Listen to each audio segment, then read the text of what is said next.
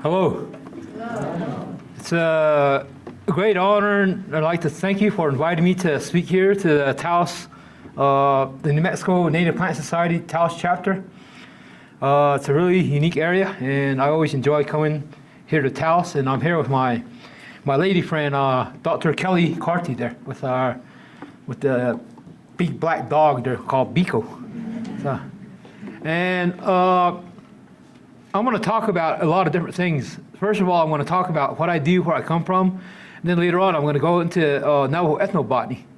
And I chose that subject because of a lot of people are interested in that, and there's a lot of useful information that you can get out of this talk here.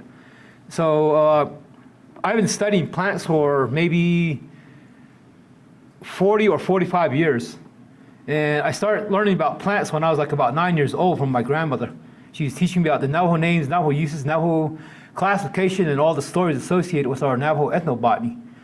And then later on, I took a course in systematic botany from Ken Heil, who turned out to be my colleague later on. And I've been collecting for about 35 years professionally, collecting plants from all over the Southwest, all over the Navajo reservation, and maybe about 70% of the Colorado Plateau, and maybe about all the high elevational alpine areas, like in the San Juan Mountains of southwestern Colorado. And so I've been doing it extensively, and then right now my drive is to find new undescribed plant species. So that's what I do right now. So next slide. Okay, this is the outline of the Navajo reservation in purple, and we have a few outline community reservations that we have, like the Alamo Reservation, the Canyocito, and also the Rama Reservation. So you have the entire reservation area here, and then you have Rama down here, Canyocito, and then Alamo down further south here. So it's a very unique area with all different kinds of geology, all different types of geomorphic features, all types of physiographic features. The geology itself, the stratigraphy, the sedimentary rocks, the sandstones and limestones and so forth, we have over 100 different rock layers on the reservation. And that does not include the igneous or the metamorphic rocks. So it's a very arduous task trying to put everything together, trying to figure out how all this stuff happened, and what the geology that was laid down is the foundation of everything that I study. It controls all the vegetation, all the microhabitats and so forth. So it's really unique to study plants in that way. Next slide. Okay, this is where I come from, a place called the Carrizo Mountains, which is located right in the extreme Four Corners area. Most of the mountains in Arizona, and on the foothills on this side where the photo is at is where New Mexico lies. And we're probably like about maybe a mile inside of New Mexico from the Arizona line. So this is where I grew up, where I learned my geology, my botany, where I herded sheep, where I played, and where I rode my horse. And so it's all open country, and there's no fences, and so it's a very unique place to grow up. Next slide. We have some unique features that I mentioned. Here's what we call the Baklavato structural dome, and right in the Baklavato structural dome is a perfect structure dome where it's like a circular outline, and that wall that you see is a circular outline like this. And there's probably like about 13 or 14 different stratigraphic layers that are there. And it's kind of unique because all the different layers that are there, when you go up there and study the plants, there's like about maybe 13 or 14 state records for the state of New Mexico that only comes from this area. So it's a very unique setting. It's all sick rock, what we call sick rock habitat. And all this is what we call the Wingate sandstone of the Triassic age. Next slide. And then here's another photo looking from down the one limb of the Baklavato Dome and way Shubak Peak way in the distance. Next slide. And then we have these huge laccolithic seals. And the Carrizo Mountains, what you would call a laccolithic complex mountain, where you have like originally the rock layers were horizontal like this, all the sedimentary rock layers. And over time, magma started coming up through this zone of weakness where my fingers come together, and the whole region got mushroomed up like this. And so the open areas in between my fingers would be these laccolithic seals. And then my fingers themselves would be the remnants of the sedimentary units that were laterally injected. So it's a kind of a really neat setting that we have here. This is a Black Rock Dome, or Black Rock Canyon here. Next slide. And here's our waterfall. There's a huge amphitheater at the bottom. Then we have a box waterfall up on top. So it's a double waterfall. And up on those, the fracturing, the joining system on the sill itself, up above the waterfall, I found a new species of what we call Linanthus watsoni variety Laccolithecus. Laccolithecus refers to the Laccolithic mountain complex, so it's kind of, I named it right after the geologic setting of the mountain. So it's a very, very rare plant. There's 3 populations, and you put the whole population together, the whole population would probably be half the size of this wall. And there's no more than 30 plants in the total population. So that's how rare it is. Next slide. What family is it in? It's in the Polemoniaceae, the phlox family. Oh, flocks, yeah. Yeah, the phlox family. Next slide. Okay, I raised a lot of Chiro sheep, and I've been out of the business for about 5 years now, just to give my grazing area a rest. And I raised up to like 150 to 200 head of Chiros. And these are all sheep that are originally brought in like 1540s, maybe 1550s by the Spaniards. And then later on, the Navajos acquired them through raiding and trading and whatnot. And so by 1930s or 1830s is when the Americans brought in the Merino sheep.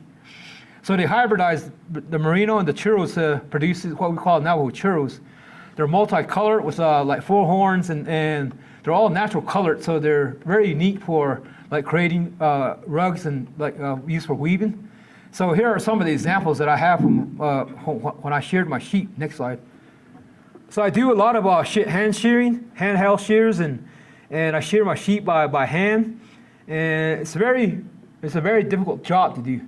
It's like it'll get you sore like you've never been sore before. You know, I used to play football and wrestling. Like the first week of practice, you get sore, and every day you go to practice, you get a little bit. Your soreness kind of goes away because you're getting used to the practice. But when you go shearing, it goes from worse to worse to worse. So every day it gets worse. Next thing you know, you can't even walk no more. You're just stiff like that. So it's a very difficult thing to do. Next slide. So here are the handheld shears that I use. And I like using these over the electric shears. Next slide. And there's my grandmother. My grandmother taught me about botany, ethnobotany. She even taught me a lot about the concepts of Navajo geology, about like concepts about geomorphology and even igneous geology based on Navajo words that we explain what we see out there. Next slide. And then this is one of her rugs that she produced. This is a Tisson's bust design rug, which is probably about the size, a little larger than the size of the screen. And it's a classic Tisson's bust design rug. And it's out of all the different sheep color that I produced, and I sheared the wool, and then I had my grandmother make a rug for me that way. Next slide. Here's another rug that she made. So this is another Tisson's bust design rug. Next slide. Here's one that's a sand painted rug with a very intricate design. As you notice from the last photo, the border of it also shows up right here. So this border was developed and devised by my grandmother and her mom back in the 1930s and 50s. And when my grandmother, she wove for about like 75 years of weaving. And when she first started off, her mom took her out into the wilderness, the boonies, and near the foothills of the mountains. They found a really nice spider web. And then in the early morning, they prayed. They put corn pollen on it. Then my grandmother put corn pollen or her mom put corn pollen on her hands. Then she grabbed her hands and put it through the spider web, and she rubbed it like this. And she took on the qualities of Spider Woman. And after that, she could make any rug design, any type of rug types, like the female dresses, the male vests, like the horse blankets, the huge tapestries, and the regular floor rugs and so forth. So that's what allowed her to do that, is to go through that spider ceremony in the early mornings. So this talks about how humans receive fire. When you study Greek mythology, there's they talk about Zeus and Prometheus and how they acquired fire from Zeus that way. So this is a very similar type of story that we have. And a lot of these are stories, are traditional stories, are ceremonial stories, are coyote stories, are emergence tales. They all have science embedded in it. So you just have to learn it well, and then I try to decipher the science that's actually within our cultural teachings. So this one talks about the black god, which is in this quadrant here. You have black god here, and then you have the thunderbird, you have the moon, the sun, coyote. Here's Cassiopeia, Big Dipper, and here's Polaris here. So here's a fireplace of black god and the fireplace of first man and first woman. So coyote stole the fire, and you see his trail of embers from the tail to the tip of his nose up to the fire of first man and first woman. And so that's the reason why they say that the coyote, if you look at him today, physically he has a black tip tail and a black tip nose because he burned it during that process. So this is how our ancestors received fire from black god, who lives way up in the heavens. Next slide. And then here's another tale about the bears, about these, what we call the mountaintop chant. And it's a chant that relates to how you have unusual contact with like predatory animals from the mountains. Bears, wolves, lions, mountain lions, and so forth. And so they have holy people that are holding up two different objects. On the opposite side of the bear, they have different types of corn. Yellow corn, white corn, blue corn, variegated corn. And then on the opposite side, where the bears are following them, they're holding up bags of tobacco. The bears are smelling that tobacco, so that's what you entice the bears with, is to give them tobacco that way. You give them an offering. And then you have the dawn god, that white ribbon, that white character all the way around the edge. That's the dawn god, early morning dawn. Then we have two bats on top, which represents the early morning light when the bats come home and back to wherever they come from. So this is another very powerful sand painting that we have in our teachings. Next slide. And then this is my motto: have plant press while travel. And so I travel, like I said, throughout the whole Southwest, just collecting. Next slide. So here I am, hiking, different layers, all the different stratigraphic layers, and I carry around a portable plant press. And I try to press all the plants that I collect out in the field to keep them fresh. If you collect plants out in the field and you carry them around and you wait till you get back to your vehicle, your plants are all wilted. Your flowers are all curled up, so it's better to press them right out in the field like this. Next slide. And so here I am, taking photos of plants, but this has a dual purpose. It's like when you study plants, when you use plants, particularly plants that you're going to collect for medicinal plants, for ceremonial use, for ceremonial tobaccos, you have to talk to them. These are holy plant people. Is what we call them. You say, hello, so you introduce yourself, you introduce your name, you talk to them, you say, help me, give me these healing properties that you have, these sacred healing properties that you have. And then when you're collecting for a person, you act as a medium between your patient, yourself, and the holy plant people. And you go over to the plant people, you talk to them, you make an offering to them, you make a prayer to them, you might even have a song for them. And so you do all that, and then you collect the plants surrounding that plant that you made an offering to. And then that plant you would take back to your patient and give it to them and say, here you are. May you live in a good life, long life, and may you heal. So that's the purpose of what I'm doing here, is trying to introduce myself and make myself known to the holy plant people that are out there. Next slide. And then I carry on here my temporary plant press with the specimens that I'm collecting. This is probably a new variety of Lescarella fendleri. And so that's why I was collecting these to check them under the scope and look at the hairs on them, see how they differ from the normal fendleri. Next slide. And then I have a collection. It's called the Carrizo Mountain Herbarium. My herbarium has been registered nationally, so it's recognized nationally and also internationally.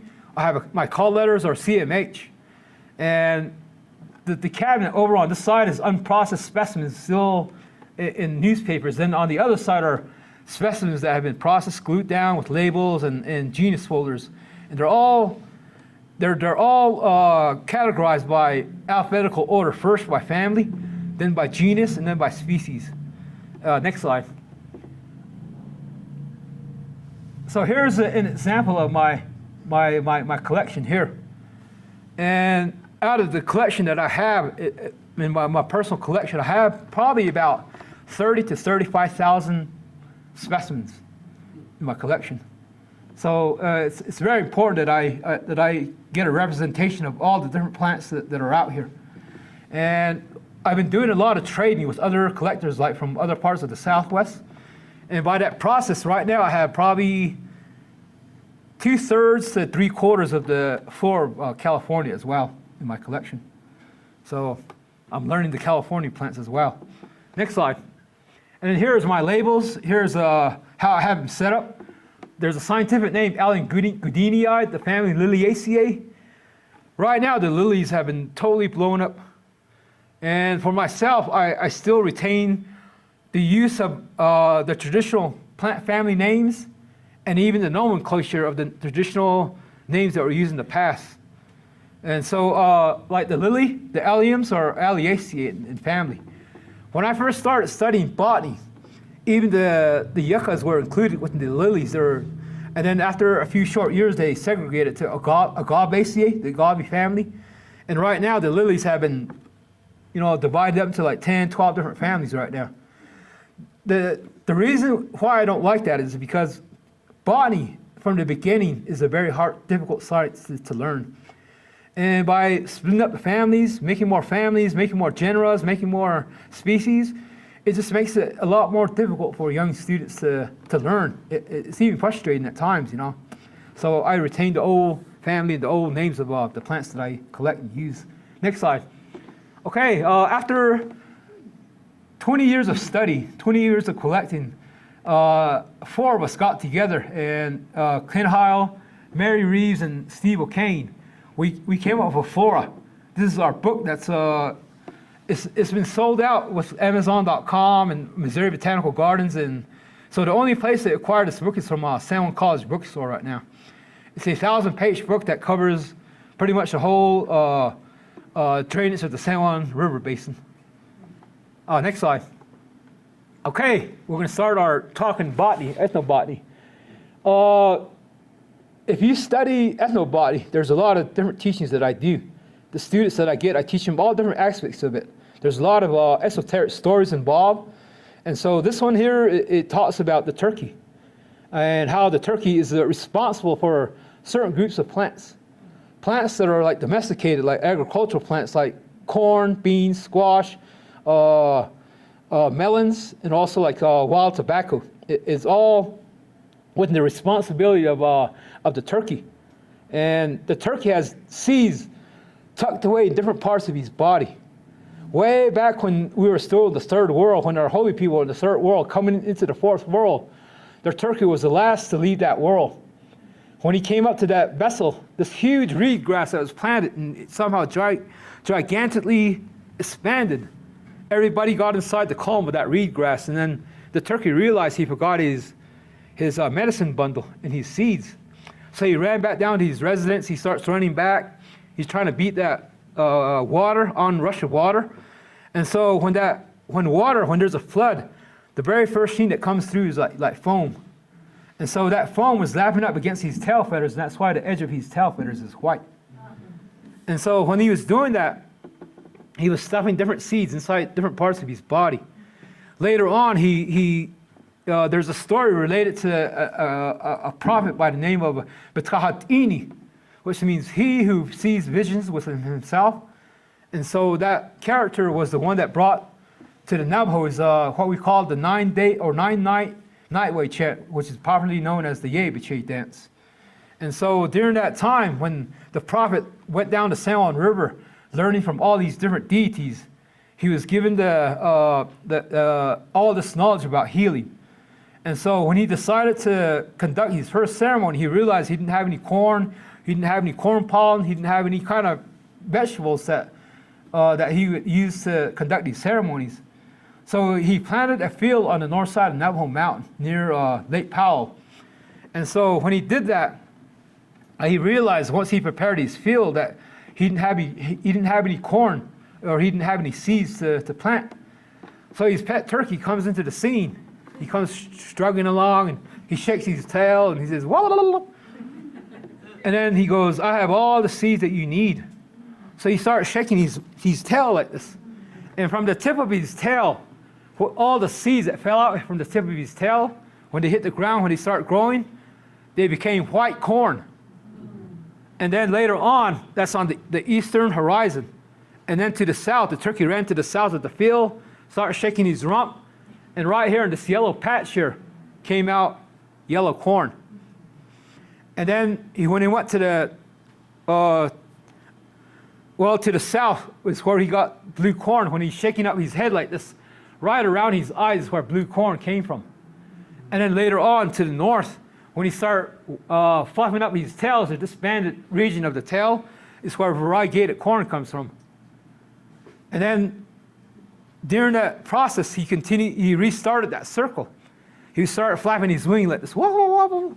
And so from one side of his armpit came out the seeds of all the different types of melons, muskmelon, watermelon, and so forth. And then when he's flapping his other arm, from the armpits came all different types of squash, gourd squash, green squash, yellow squash, and so forth. And then he started running around like this, flapping his wings. That white, black part of the wings is where mountain tobacco comes from. You know, the traditional native mountain tobacco. So that's where all the sacred plants that are used in the agricultural field comes from. A lot of other tribes, they teach about the three sisters. When I teach about planting, about ethnobotany, I teach about the fourth sister. So tobacco is our fourth sister. And so that's kind of what the story entails as well. Next slide. And then here is another rendition of another sand painting rug. And here you can see the four sacred corns coming out from the central part of this design. You have like a corn, squash, beans, and then also tobacco right here. And so those are the four sacred plants that we have. Like I said, I use those to teach the four sisters of agricultural teachings. And this is another very powerful sand painting. This only it occurred in areas where major rivers were confluencing. The confluence of the Los Pinos to the San Juan River, the confluence of the Colorado and San Juan River, confluence of the Little Colorado River and the Colorado River. But a lot of these areas are all underwater now. They've all been put underwater by Lake Powell or like Navajo Dam. So our sacred healing areas are no longer accessible to us because of that. Next slide. Okay, here's the humpback god, Alat. These are what we call fertility gods. And it's about fertility, about abundance. It's kind of like the analogy of this would be like a cornucopia, where you have all this excessive produce coming out of that cone. So this is kind of similar to that, the story related to this. So every part of his existence, is symbolic. It talks about different things that he's involved with and what his whole existence entails. Next slide. So here's another rendition of that. So when I'm out in the field, when I need to teach, since I already have a huge plant press and I don't have a whiteboard, I would take my plant press cardboards and draw things on it, draw geological processes and everything on there. So I use these plant presses as a drawing board as well, a teaching tool. So the whole the basket, these are red woodpecker feathers, and these are actual like horns that stick out from the top of his head, and they all represent a crown of weather, a crown of like water, and so these are polymorphic entities. They're like human beings, they're like holy people, and then they're also like desert bighorn and Rocky Mountain bighorn. And so when they create these images, when they make the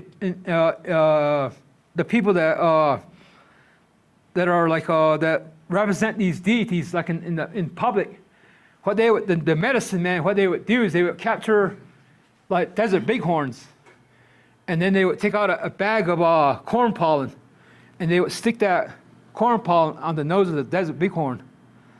In Navajo teaching, every animal, every bird, everything out there has a song. You could see an eagle 1,000 feet up in the air, and it means you actually sing down that eagle to you. You sing down that eagle to you, and they can sit right next to you. You capture the eagle, you put corn pollen on its head, and then you take a little bit of corn pollen and feed it. And then after that, you take all the feathers that you need, maybe 3 feathers, 4 feathers, then you let the bird go.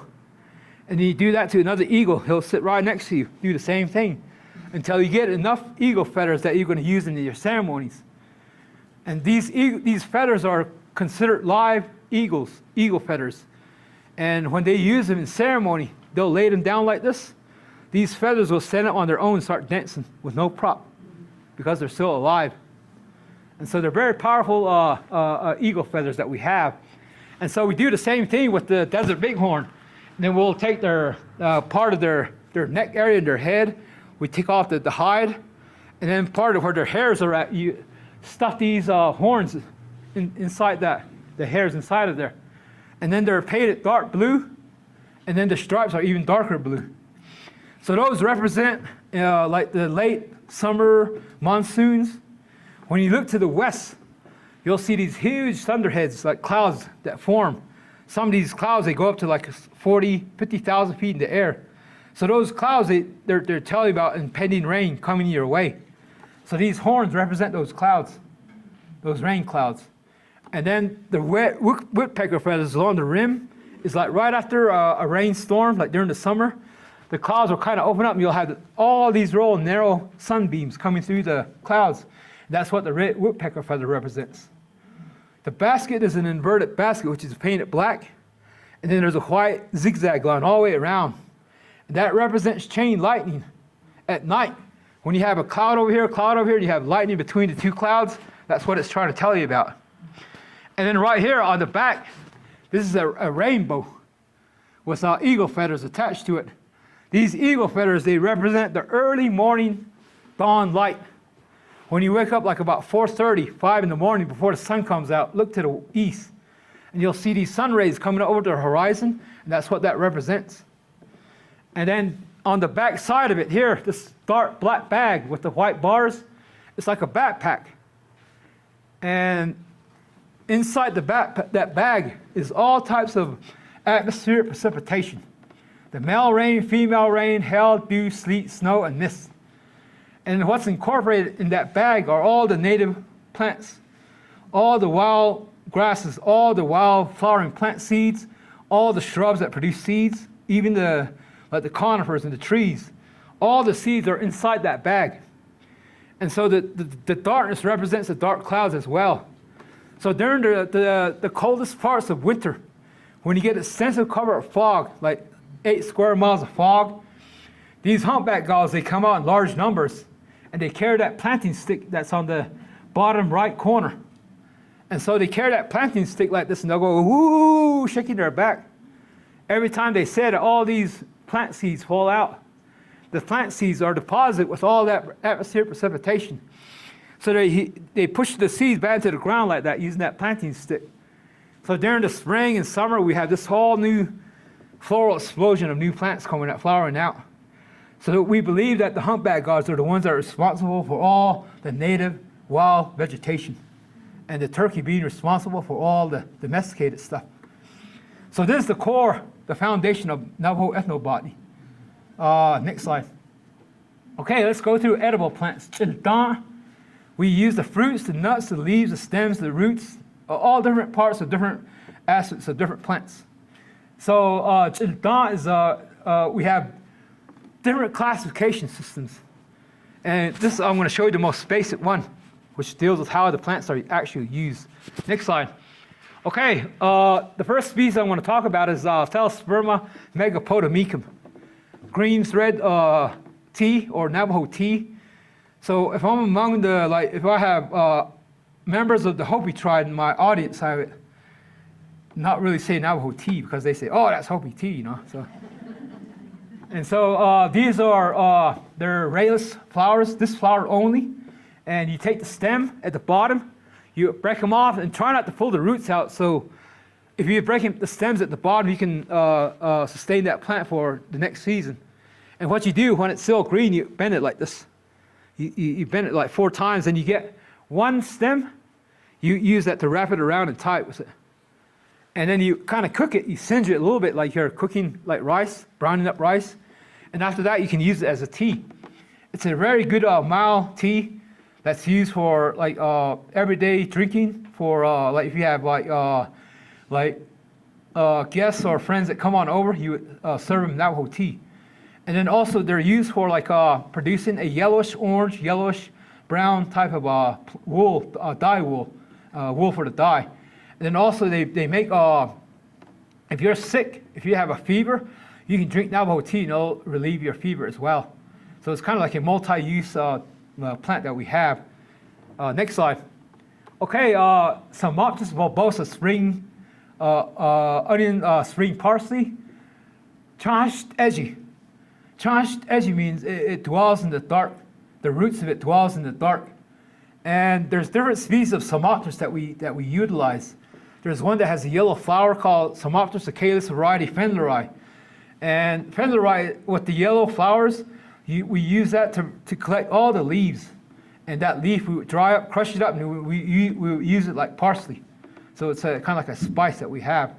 Now this one, if you dig down about 1.5 feet, there's like a tuberous root, like a taproot, like a carrot. And you can actually take out the whole root, shave off the outer bark, brown bark, and then the inner white portion of it is all white. And it's very tasty. It's a little bit more sweeter than a carrot. So you can eat them fresh like that, right out of the ground. Just peel it off and chop it up, and you can eat it like that.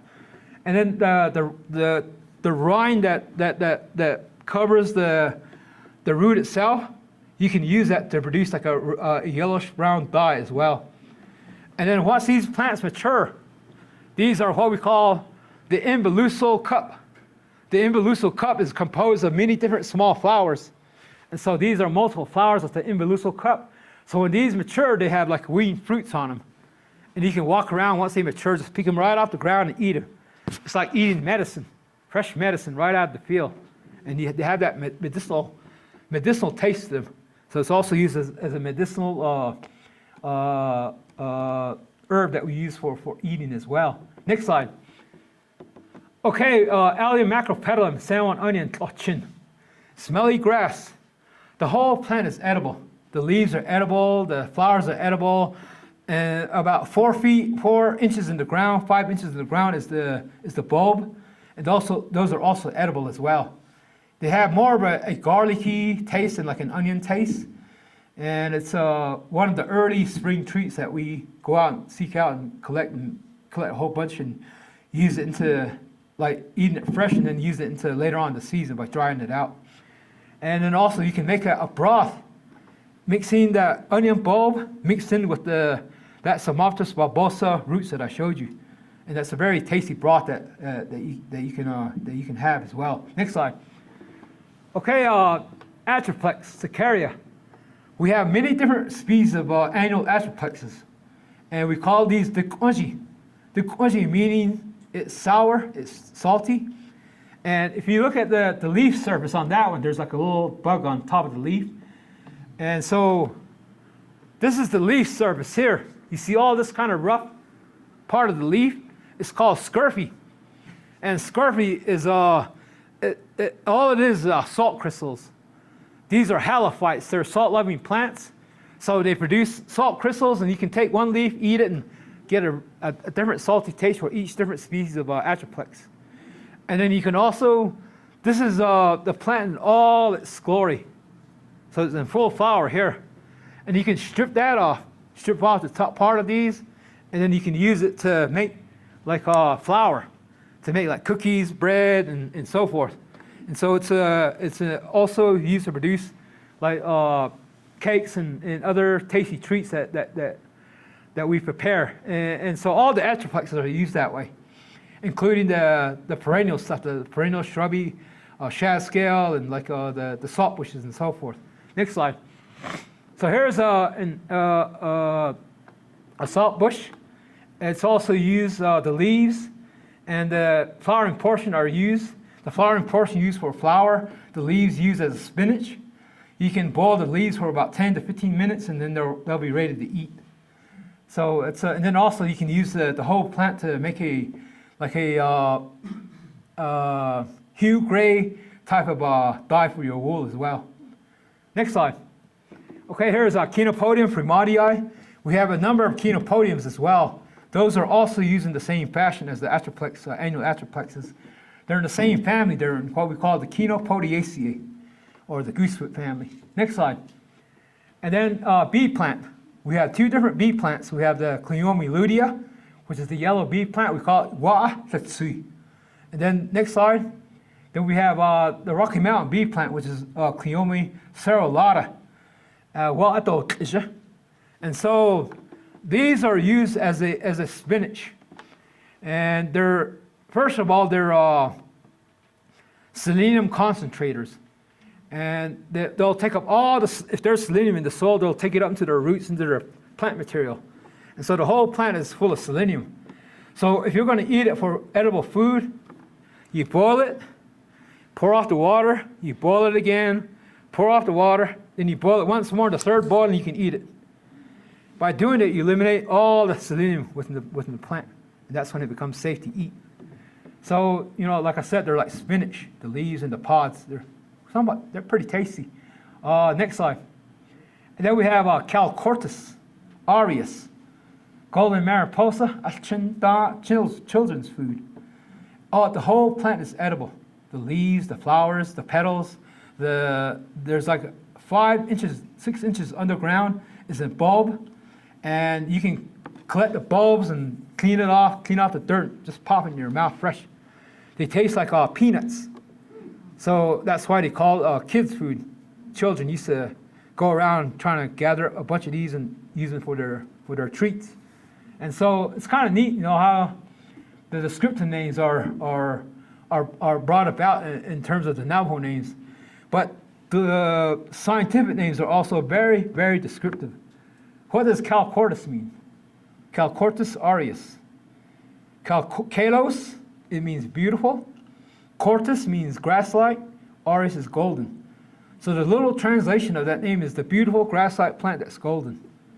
So really neat to learn Latin that way as well, botanical Latin. Next slide. Then we have Rus aromatica trilobata. We also have Rus aromatica variety simplicifolia. These are more common, and we use this. This plant is multidisciplinary use as well. The red fruits, the red berries are used to make like a porridge, and we call it chichin. It's a very tasty. They're somewhat like kind of bitter, but they're very tasty though. And then the stems itself, it's very flexible. So people that make baskets, different types of baskets, they would use the stem. They would also use the bark that covers the stem. So the stems are very flexible where they can coil them, and then they use the bark to weave it like this. And then they'll dye the bark like whatever color, red, black, whatever, yellow. And then also the stems themselves, they would find stems that are kind of like this. They're forming like a Y, and you have the minor stem. And so what they do is they would use that and use it in the nightway chant, the Yebiche. When they construct these masks, the impersonator of the Yebiches, when they make masks, when they stick on the eagle feathers, they put that the eagle feathers on that Y, and that'll keep the eagle feathers from standing straight up instead of flopping over. So it's kind of a tool that we use. And then the leaves itself, the bark itself, has a lot of tannins in it, tannic acid. So we use it as like a mordant for setting dyes onto the wool, like different colored dyes, and you can use this as a mordant as well. Next slide. One of the things, look at that one over there. So this is my extended friends that I have in the. I did some Mexican spotted owl surveys, like several different surveys, And like I said, if you're very reverent about the things that you study, very reverent, keeping them holy, the life forms will respond in kindness. Like with these owls here, I started getting close to them, and then one evening, I was right up above their canyon home, and I hooted out at them. I said, "Woohoo! Woohoo!" And next thing you know, 4 owls showed up. And so the one that's sitting on this side, he sat on my hat. Then he jumped up a foot above me. He was looking down on me, and I was looking up at him. And then the ones that are on this side are the 2 sibling sisters, 3 owlets from one nest. And so the ones that are on this side, they were both sitting right here, on both sides of me, just right here. And then their mother owl sat right where you're sitting on the ground. So they're all surrounding me for about 2 minutes. They're hooting at me, they're hissing at me, and then they're dancing like this, and they're going like this to their head. They do that because they can't see well. And every time they move back and forth, they try to focus you, focusing on your body or what you look like. And so they just sat there for about 2 minutes, and after that, I knew I was accepted into their family group. And then during the day, when I used to go down there, I used to just walk right up to them, 3-4 feet away, talk to them, put an offering to them, and then I would leave them. So they're very unique entities that we have out there. A lot of times we have bad teachings of owls. They'll say, yeah, owls are dangerous. And they'll carry a bad message. They might bring about like witchcraft and stuff like that. But the thing is, when they talk about that types of owl, they talk about the great horned owl, the screech owl. So if you look at a screech owl, the face of it looks like a human. And so that's why they're afraid of those types of owls. But these Mexican spotted owls are different. They go about at night. They go about at night in the forest. They go about at night in the canyon bottoms. They make the earth happy. They re-beautify the earth overnight. They bless the earth, and they bless all the animals within the forest. So the evidence for the early next morning when you wake up in the forest or in the canyon bottoms, you'll hear all these songbirds singing in the trees and the shrubs. And by then you'll know that the owls have been out and about at night. And so when I showed you that plant before, the sumac, was a gift from the owl people. They gave it to the Navajo people long ago. And then they also gave us their down feathers. They gave us their feathers as well to use in ceremonies. Like when you look at the nightway chant, the Yebiche, the mass, when they put in the eagle feathers, right at the base of the eagle feathers would be a bundle of down feathers. And then on the feathers themselves, on the quills, when they're making these cigarette offerings, like during a ceremonial setting, during these rituals, when they start putting tobacco inside their, like these corn husks, and then while they're singing, while they're chanting, they would take that quill, the owl feathers, they'll use it as a tamper, tamping down that tobacco to kind of put it in there tightly. So we use that as well. And then in return, our holy people gave 4 sacred tobaccos to the owl people. And these are like different ferns, different species of ferns that only occur in areas where owls can get to. So next slide. Okay, we have Typha latifolia, which is also a kid. This is also another edible food. You can like pull out the cattails fresh out of the water, clean off the root, clean off all the mud, and you can eat that root fresh like that. It kind of has like a radish and like a cabbage type of taste to it. And then you can also use that brown portion that I call that's the flowering head of the plant. When they get dark like that, I call it the corn dog. So when it's fresh and green, when this whole thing is green, you can use it as a food, as an edible food. And then when it turns green like that, what I do is I look for grasshoppers that are sitting on there.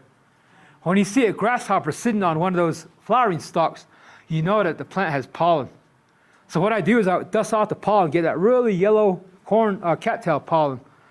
And it's a pollen that's more preferred by very traditional Navajo medicine men over the corn pollen. And so I collect it for different medicine men. When I do that, I just give it to them for free. And then the leaves are also used to make all kinds of objects. Like you can make mats, you can make skirts, you can make sandals. And so the leaves are also very useful in that way.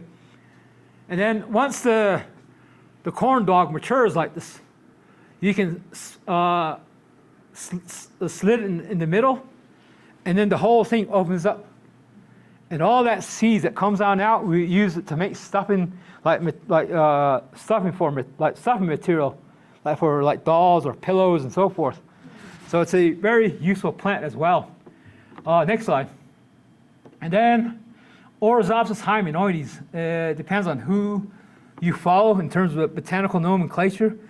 This is also known as Anathyrum hymenioides, Stipa hymenioides, and then I still refer to the old name Oryzopsis. It just sounds good. So Indian rice grass. So if I'm among like other like more current, up-to-date, politically correct natives, I call it Native American rice grass. And so Nditlidi means to parch and reburn. And you would take the top part of the floret.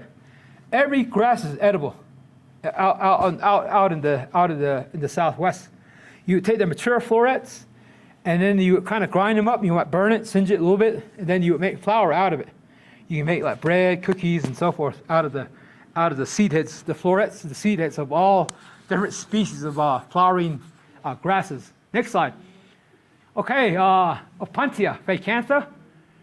We also have Opuntia polycanthia. So if the fruit, if the pads has a lot more spines on it, sometimes it's obscuring the spine, and then the fruits on top have spines, and as soon as they mature, they'll fall off, which is called dehiscent. That would be polycantha. If the fruits remain intact, they turn reddish maroon, and then these are phacantha. These are edible. You can collect the reddish fruits. The pads are also edible. Once the summer monsoons come in, the pads will absorb all the water, and then they'll fatten up. And when they do that, you slice them like this, like real narrow slices, and you can eat them fresh, or you can dry them out and eat them. And then also the fruits themselves, these maroonish colored fruits, they taste like strawberries, kiwi strawberries. And so when they're reddish color like this, they're ready to collect. But look at all these little spines. These are called glocket spines. I'd rather be poked by a large, like a large, one of these large ones up here, like this one here, than like touching one of those. You handle that, you'll get like 500 microscopic spines in your fingers, your hands. And so they're very difficult to take out. So the trick is you find 4 sticks like this, 2 of them. You stick one, like a stick under that, like the fruit like that, and you take the other stick and then you yank it off of there. And when it falls off, you keep doing that to as many as you can. And then one trick is you get like dirt or sand, put the fruits in the sand and kind of roll them around in there, and let the sand grains take off the spines. If not, next slide. We have this plant to use. Senecio longilobus or Senecio douglasii longilobus, Senecio flaccidus variety douglasii. And we call it huashbeil tehe, huashbeil joha. If you look at the grayish tomentum hairs on the plant, you take like several stems and you bend them, get like a wad like that, and then you get that cactus fruit and lay it down on a rock, and then you rub it all over like this. That tomentum hairs will remove all the spines as well. So that's why we use that. And then the top part of the reddish fruits, you pulp it. You can pulp it and just kind of smash it up. You put it in cold water. You don't boil it. You can put it in cold water. You put your wool in there. It turns out to be anywhere from rose pink to really deep reddish colors, depending on how much of a time you leave that your wool inside the solution. Like up to 2 weeks, you get like colors like the chairs there, So it's a really neat dye plant that we have as well. Next slide. Then we have Echinocereus trilocitiatus, hedgehog. A J-nakis means it'll twist your heart. These are also edible. The mature pods or the mature fruits at the top, they also taste like strawberry kiwi as well. So you got to let the under the flowering portion, once it matures, it'll form a fruiting pod. Once it's matured, then you can eat those as well. Next slide. Okay, the medicinal plants.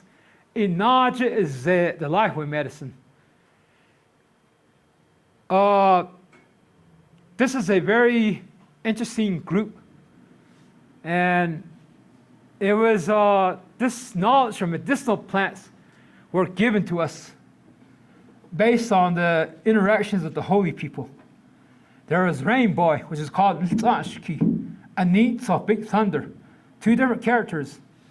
These deities were very, they're just like humans. All our things that we commit, all the things that humans have done, like the bad, the good, it was done long ago by the holy people. And so during this time, the deities were promiscuous themselves. Rainbow got caught committing adultery with Big Thunder's wife.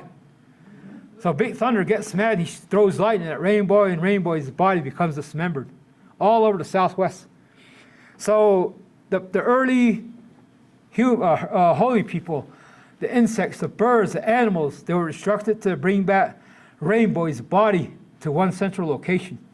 So they all went out into the desert, into the Southwest, looking for Rainbow's body parts. And they were instructed, saying that if you find the heart laying right over here, gather up all the plants that are around the heart.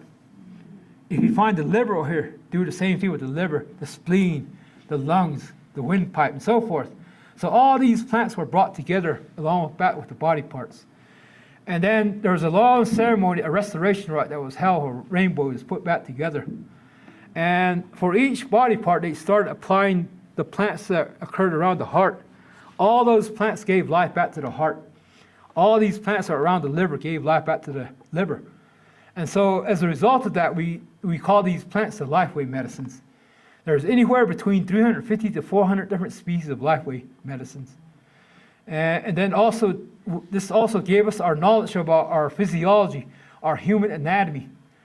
The Navajo people, that we know more about our internal body parts than any other Native American tribe in North America because of this interaction. And this is very interesting because I study world religions, world cultures as well. I've been doing it for decades. And so this story here about Rainbow and Big Thunder, it shows up in Egypt. The same story, it talks about how Seth dismembered Osiris. So it's found in the restoration rite of Osiris in the Egyptian Book of the Dead. And the most interesting part about this is this part of your lip, the phallus, the indentation in your lip. When that was placed back into Rainbow, when that part was placed back into Osiris, both characters came back to life. So it's kind of interesting. A lot of our Navajo stories, they end up like either from Mesopotamia, from the Sumerians, from the Mesopotamian gods, the Anunnakis, and also from the Egyptians. So that's how I teach it. Next slide. Okay, Ariogynum elatum, weighing buckwheat says that this is probably our most powerful medicine that we have. And it's a biannual plant. The first year it produces the basal rosette like you see here. Then it overwinters. The second year it'll produce another set of basal rosette.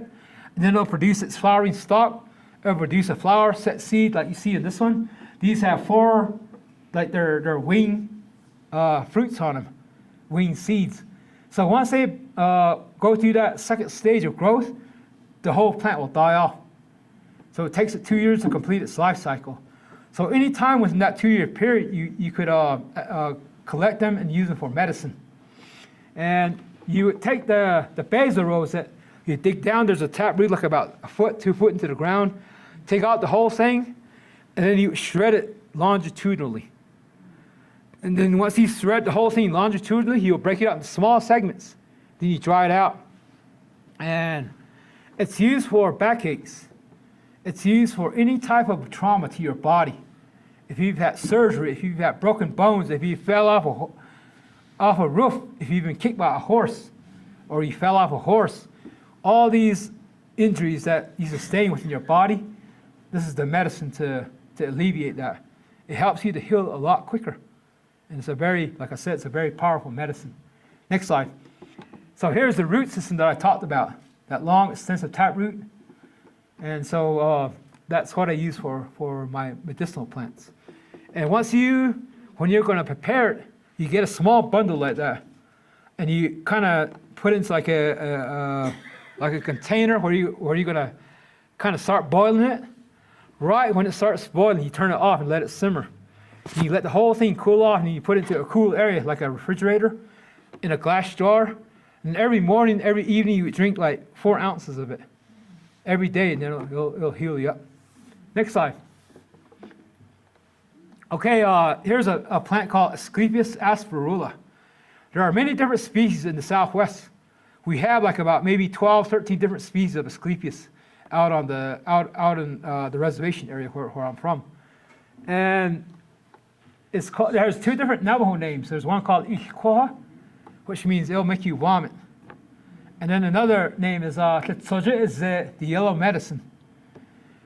Sometimes when you get sick, sometimes when your internal intestines, your stomach is not feeling right, and it's giving you all kinds of problems, you make a tea out of this. And you drink a small amount of it, like maybe 2 ounces, 3 ounces. And what it does, it makes you throw up.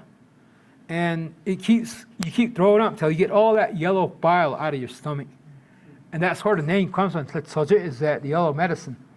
That yellow bile in your stomach, if you don't release it, you can get ulcers. You can get like tumors. You get all kinds of intestinal problems, all kinds of like stomach problems as well. So this is a very powerful medicine that we use.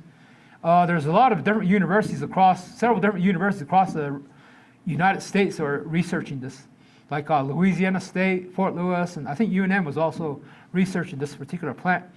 There are these milky sap called milky cardinalides. They think these cardinalides are also anti-tumorous. So the name Asclepius is the Greek god of medicine as well. So even the Greeks knew about this plant. They used it for a medicinal plant as well. Next slide. And then Pedicularis centranthera. Azaz is your artery. This is heart medication. You use the roots of this plant, a little bit of the leaves, produce a tea, then you consume it slowly, and it'll help you to straighten up your heart. It'll help you to straighten up your whatever heart problems that you have. So this is another medicine that we use for the heart. Next slide. Then we have Orobanche ludoviciana, which means reddish interior medicine. There's different species of Orobanches. I think the new name is Apolipin or something like that is the new name that they're using.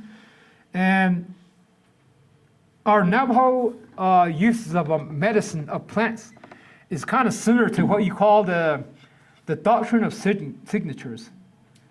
Like in Europe in the old days, that's what they practiced. Is like if the leaves or the flower of a plant is reddish and it looks like a heart, then it's heart medication.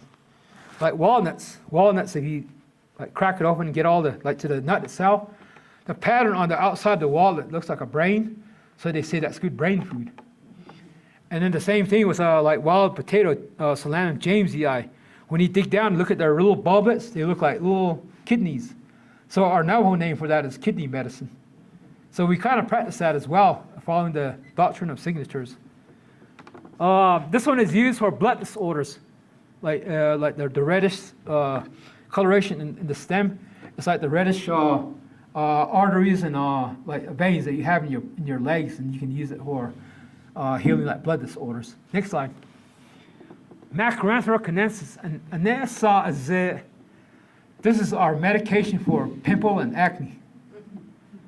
And you use it fresh. You can pulp it, get that fresh plant, and you put it on your problem areas and let it sit there. It kind of stings. And that glandular leaves and stems, they draw out all the oils from your acne. And then you can also dry it out, pulverize it. When you wash your face, you put that powder on your face as well. If you look at all these old photos of Navajos, like from the early 1900s, from the late 1800s, there's not a single photo where you find any Navajos having pimples or acne. And when you collect them, see how the flowers are? Those are ones that I prepared for a person. You collect the plant and go through this whole process of like prayers and offering. Then at the end, when you're collecting them, I collect the stems and leaves, and I'll collect flower tops. I'll say, may your face return to beauty. May your face become smooth. May you become a beautiful person again. So you throw that into your prayers to encourage that beautiness and that acne to go away. So that's how I collect for like people that need medicine for acne and pimples. Next slide. Okay, Serratia fendleri, there's many different species for Serratias. They're all used in the same way. If you look at the stems and the hairs, they have what we call peltate hairs. And those peltate hairs, when you rub them, it'll rub right off.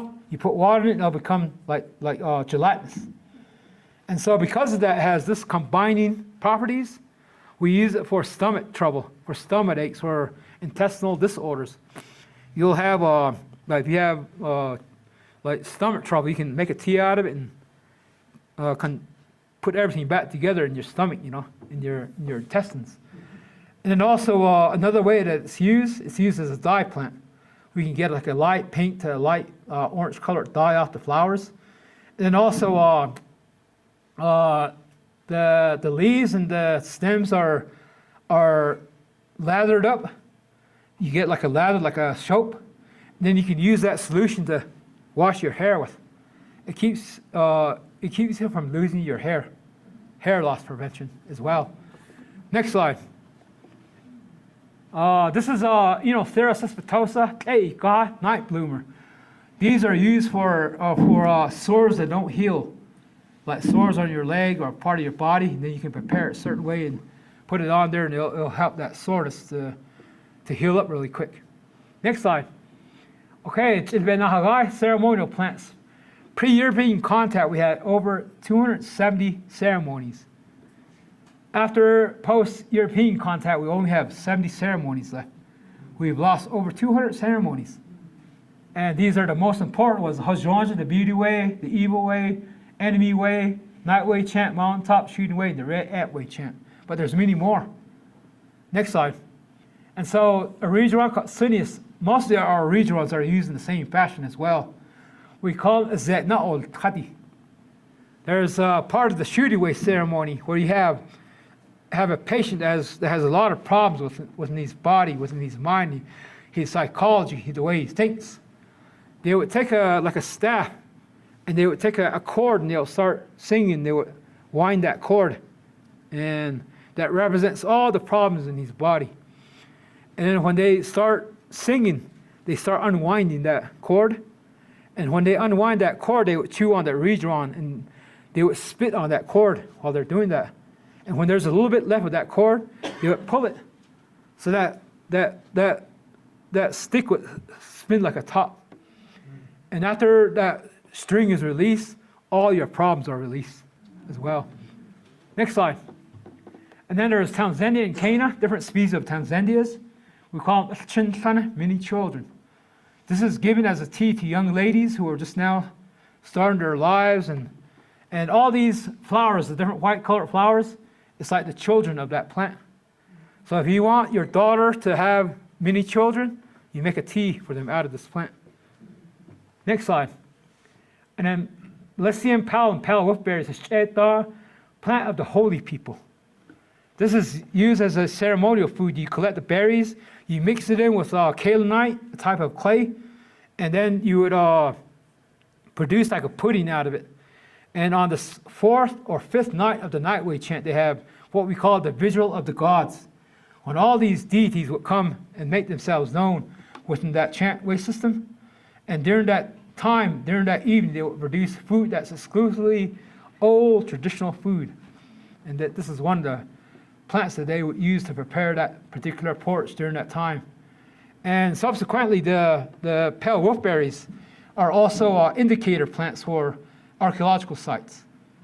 The old ancestral Puebloans, they used to harvest these. They used to cultivate them. They used to move them around, and you find them often next to archaeological sites that way. Next slide. And then Rosa woodsii. Oh, these are also edible. The rose hips are edible once they're done, flowering out, but they're kind of dry. And then their thorny stems are used also in the shooting way chant. They make hoops out of them. So you'll have a hoop like this, like a series of hoops going over like this. And during a specific type of that ceremony, the patient will put on a blanket. And while the medicine man is singing, that patient will walk through the hoop like this. So along that journey, somewhere along that journey, the thorns or the spines on the thorns on the branches would hook on to that blanket and pull it off that person. And then they'll walk out of that hoop without any blanket. When they do that, they leave all their problems behind inside that hoop again. So that's another way we do that as well. Next slide. Salix at Zigua. Many different salixes. The leaves we use for tobacco.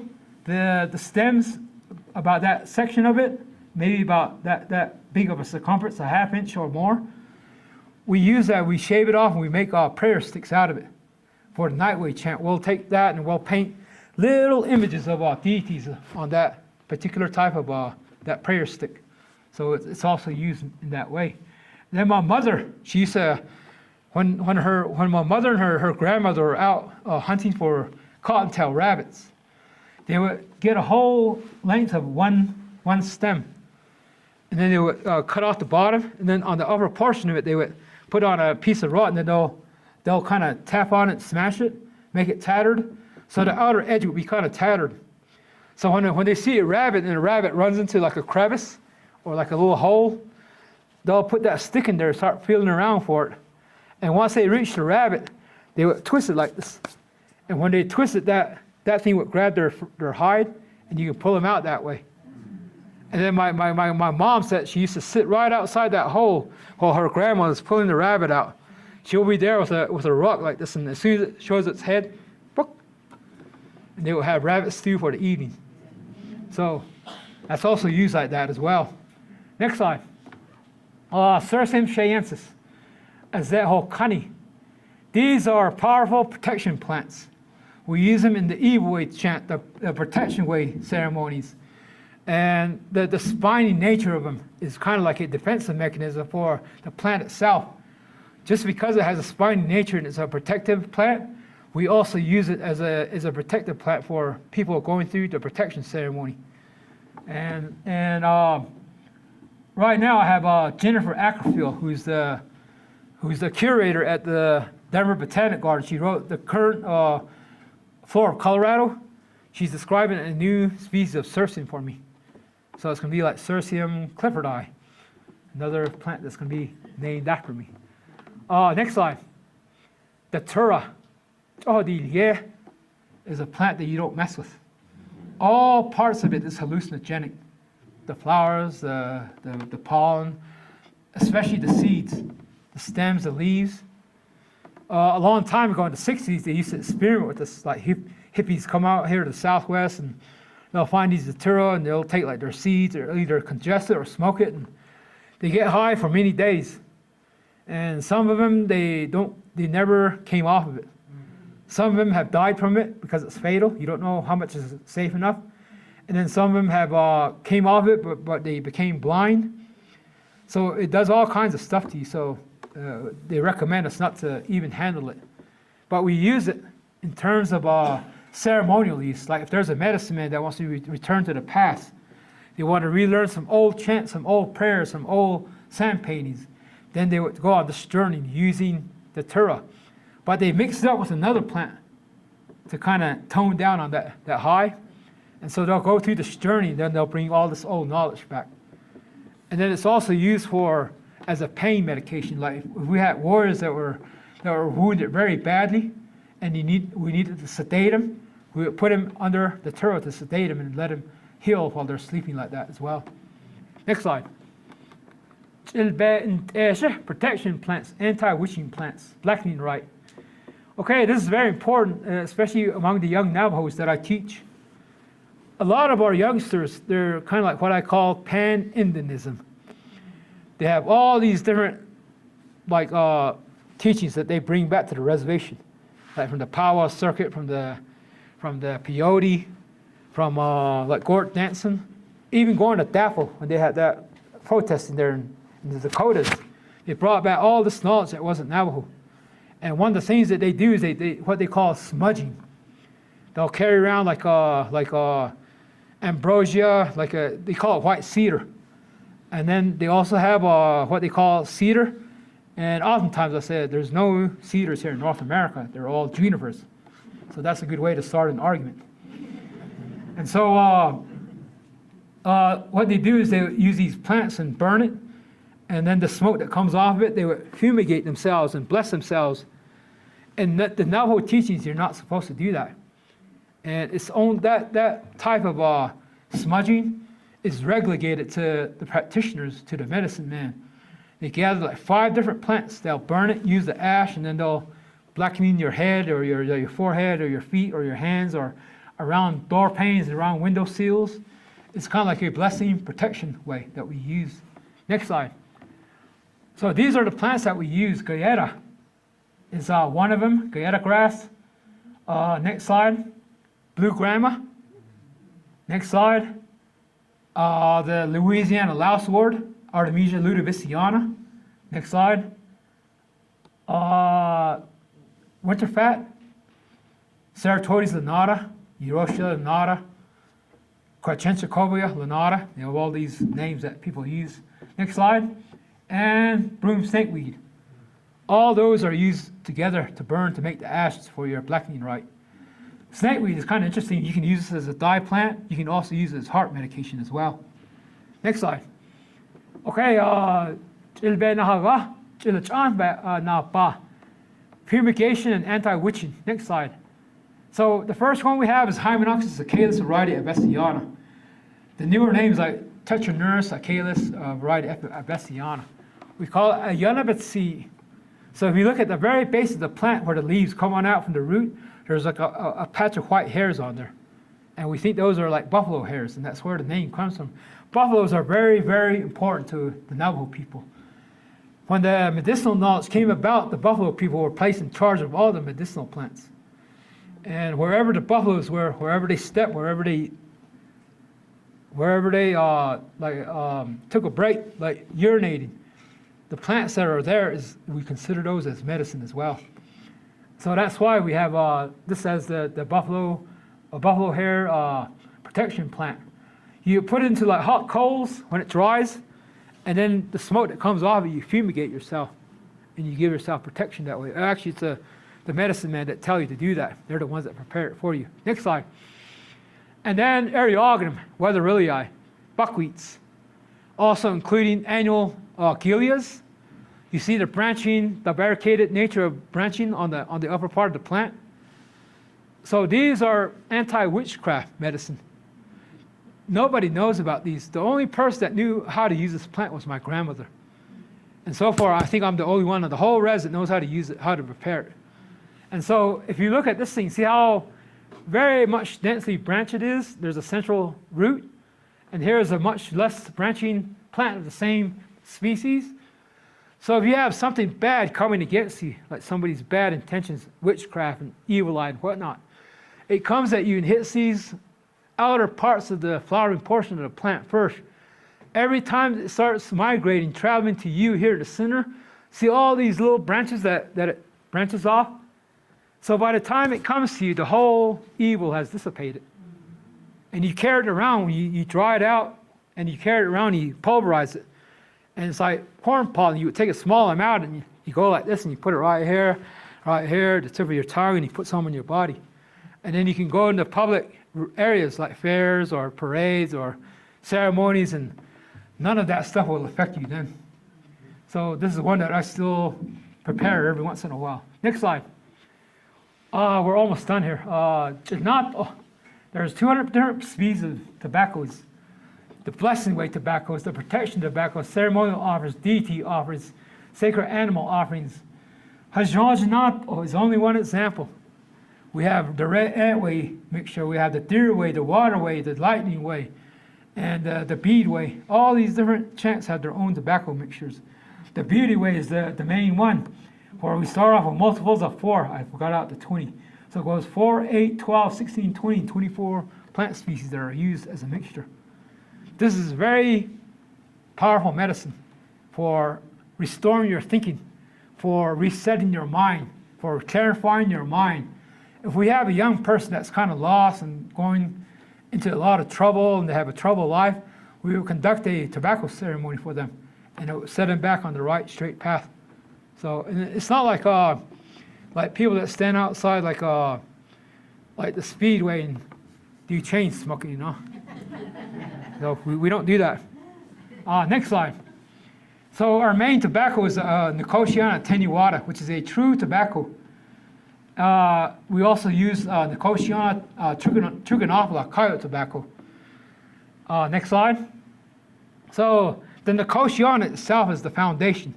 It's very harsh, very powerful on its own, like a true tobacco.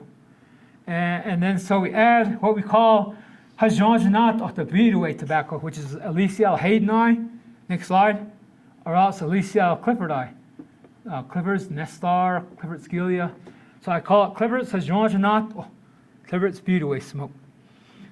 The basal leaves and part of the flowers are used for this mixture. Next slide. Then we also add in Polyomintha and Cana, purple sage. And it's a mint. So it reduces the kind of the more flavor for the tobacco mixture, giving it that minty flavor. Next slide. And then we have Artostaphylos, pungens or patula, or uva ursi. And these are what we call, but just oil means it's a tobacco additive within the Breedaway mixture as well. We use the leaves for this. And most of this we have to go down to California or like to Navajo Mountain and so forth to obtain these tobaccos down there. Next slide.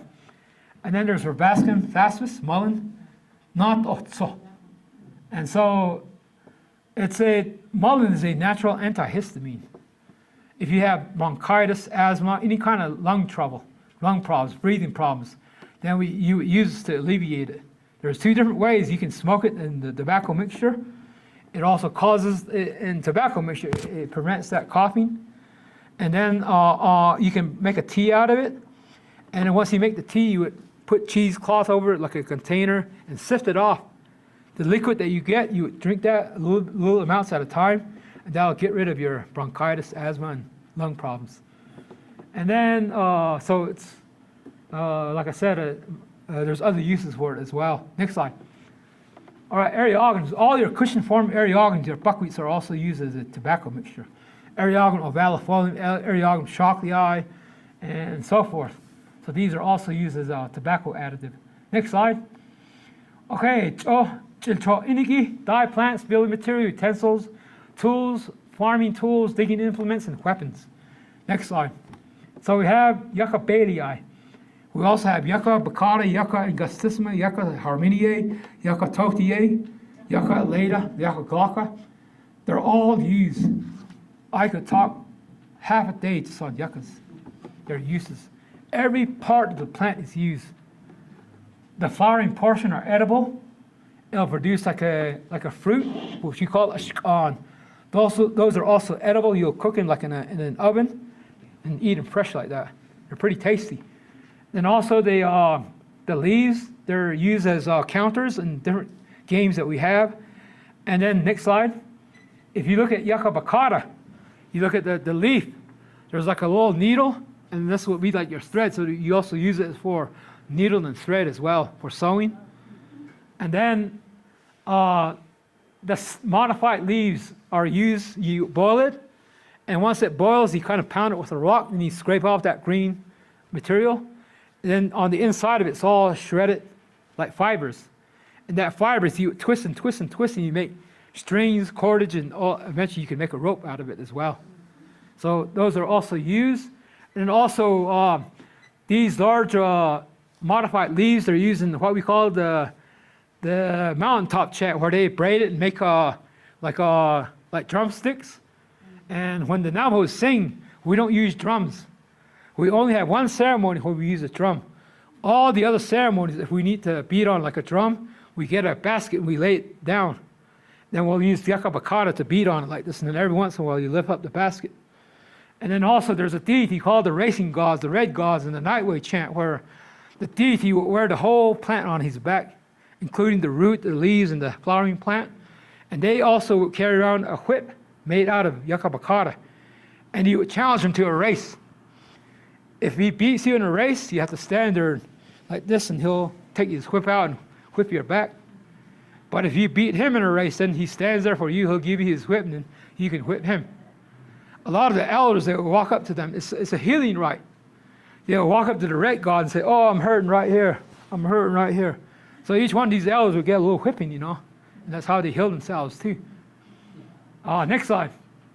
So here are the fruits that I mentioned earlier, the edible fruits. And look at these stems, the dried stems and the dried fruiting capsules. The dried stems are mixed with pinyon pine pitch, and they're cooked and then they're boiled.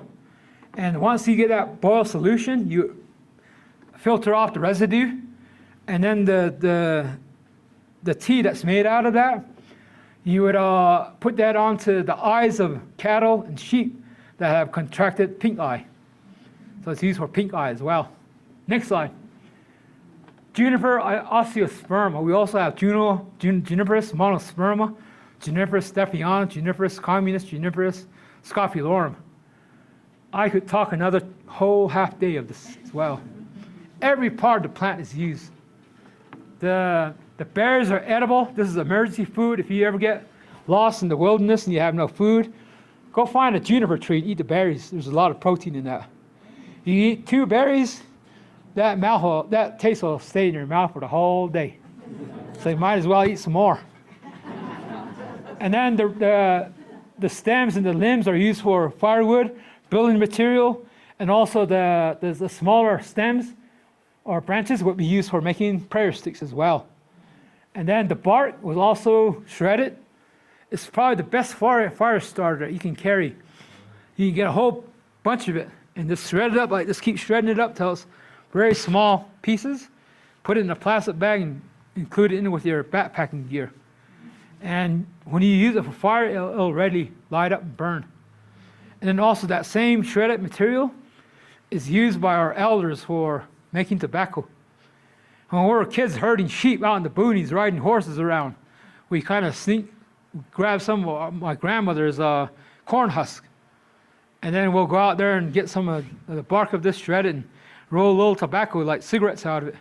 So we'll be sitting there like men, trying to act like men, older men smoking that juniper bark, We'll be coughing and wheezing, and it's very harsh. And by the time we get home, our grandmother would smell us, and she would get after us, You have been smoking that juniper bark again.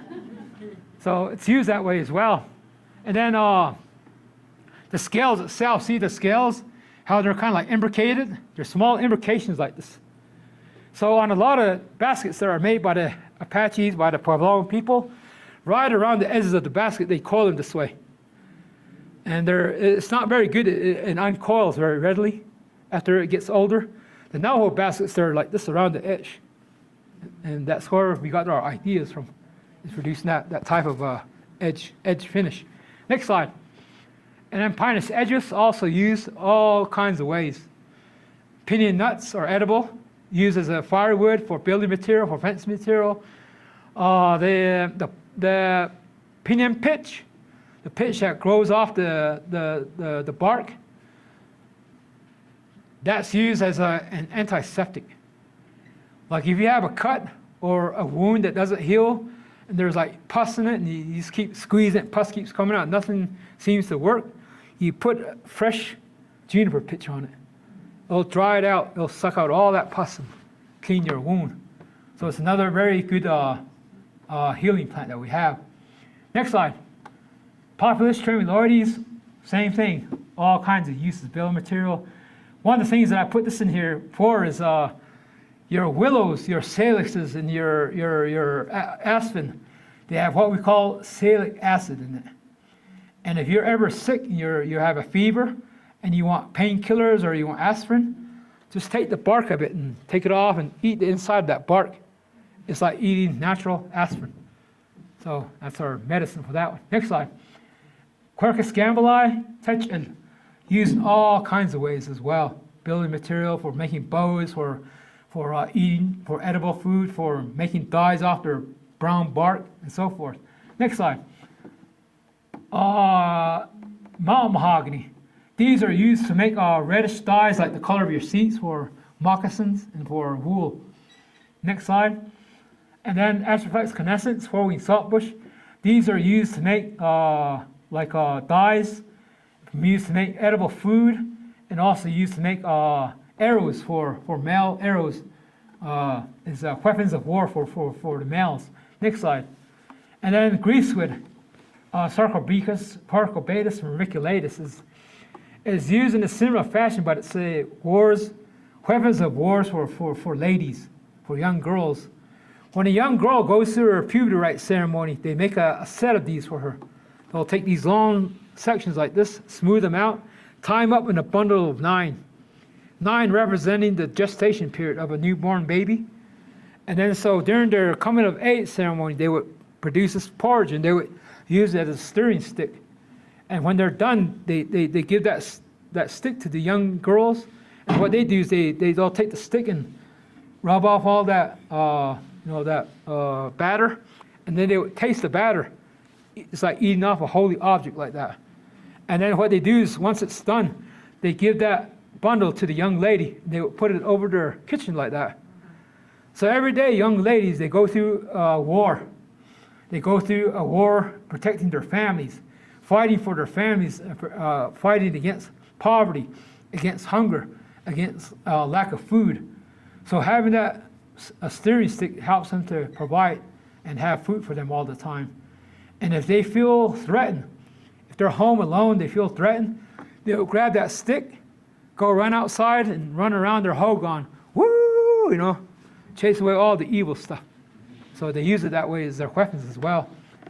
Next slide. Okay, here's Rummix. When you dig down like a foot down to the ground, there's all these tubers that look like potatoes that are attached to the roots. Once those are produced, you can collect those, slice them up, and then you can boil it, put your wool in it, and you can produce this colored dye off your wool. This one I made with my grandmother, and I made the dye for her on this one. And then if you take 5-6 inches from the ground and maybe an inch below the ground of the stem, you slice it in half, and then the filling that's inside the stem, you scrape all that off, you cook it, you boil it, and then you reduce it. Then you can make put it into like a pie shell and make a wild rhubarb pie out of it. Next slide. Bracken fern, destin. These are also edible. When their fronds are kind of coiled up like this, very tightly coiled, about that far off the ground, you can collect as many as you want, saute them in butter. They're very tasty.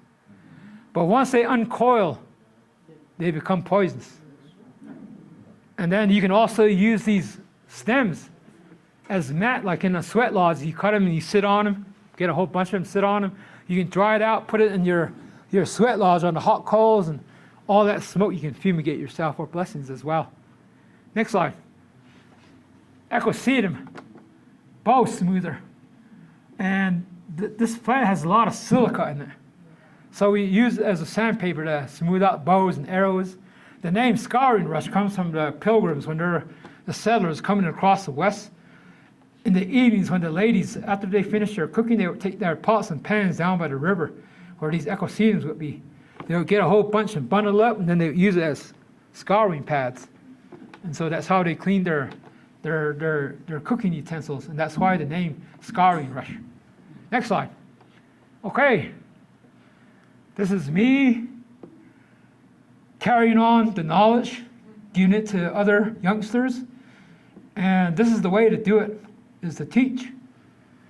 If you're learning, if you're well learned, you're well educated, a lot of my professors that I run into, sometimes it's very difficult to get information out of them. Like whatever they know is like they're kind of protective of it. You don't want to give out that knowledge. If you do that in the Navajo way, you essentially kill your opportunities to learn. When you teach youngsters like this, even though I know all this about plants, I'm teaching it to them. I still retain it in my mind. But when I teach it to them, making room for new knowledge, for new things to learn. So if you throw it out there and you give it away, you teach it to others, you also have your own learning process that never ends. So that's the secret to learning and perpetuating that knowledge. Next slide. I even go down and teach all these youngsters. Sometimes I'll give them a treat and let them play in the water and so forth, So this is another whole group of kids that I used to work with. Next slide. And this is my dream right here. Become an old man with white hair, sitting in a hogan, sitting in front of a bunch of young kids and teaching them about Navajo culture and ethnobotany, perpetuating that knowledge. Next slide. Okay, a lot of my talks I dedicate to my former student. This is Jessica Orozco, who was a student at one time at Rancho Santa Ana Botanic Gardens in California. It's probably the top graduate school for botany.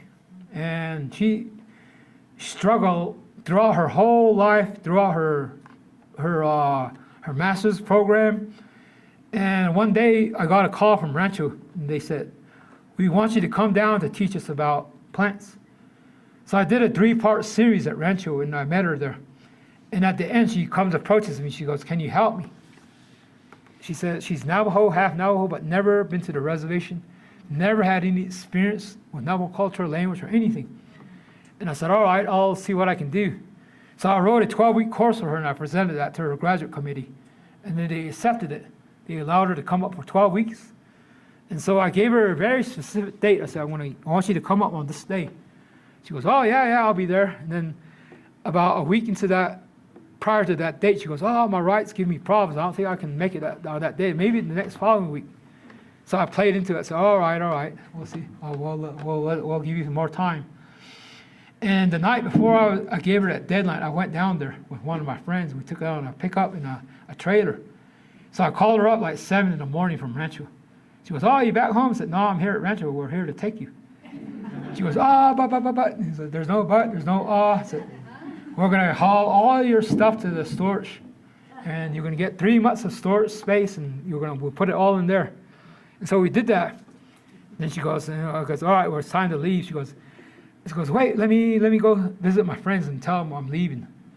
So it's getting late. We got a long ways to go. We have a very tight time schedule. So I said, "We're going to have to leave now." And I said, "You have all the social media.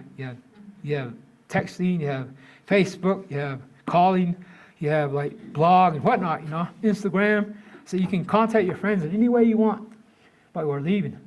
And so she's kind of sitting there in the back, kind of sad. And I said, "Hey, let me tell you a story." I said, "A long time ago, since the 1600s, late 1500s, 1600s, 1817, 1900s, a lot of Navajo kids were taken. A lot of kids were taken from their families, pulled out of their hogans, pulled out of their schools by social workers, by doctors, by nurses, by pastors, and they were taken from their families without alerting their families. They were sent to Oklahoma. They were sent to Salt Lake City. They were sent to Los Angeles or Riverside, and they all went to school there. And quite a few of them never made it back. And I was telling Jessica, I said, "You're a product of one of those, and that's what happened to you." I said, "I'm doing the same thing to you." I said, "I'm giving you a culture shock. I'm taking you from the cities, from your familiar surroundings, from your friends, from your school, and I'm just plucking you out of there. Nobody knows about it. And I'm taking you back to the res, to your homeland, to your people, to your culture." And so I taught her for 12 weeks, Navajo ethnobotany, Navajo deities, Navajo stories, Navajo landforms. And her semester final was the Yebiche, the Nightway chant.